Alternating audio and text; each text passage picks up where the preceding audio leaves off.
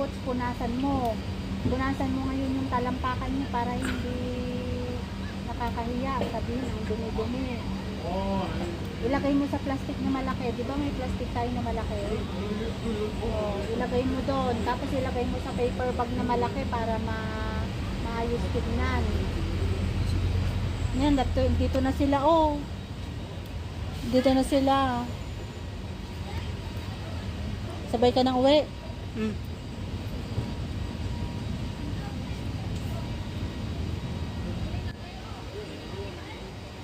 Ipalagay mo sa plastic na puti yung boots mo, tapos yung ilagay mo sa paper bag na malaki. May maraming paper bag dyan sa tindahan. Sige na, mamaya ako tatawag ulit. Pauwi na kami. Bye bye. Bagbantay ti kay nga na. Bagbantay ti kay nga na. Kagahit kami nito na. Tara na ang araw. Tapos na kayo? Oo. Na late na si ate.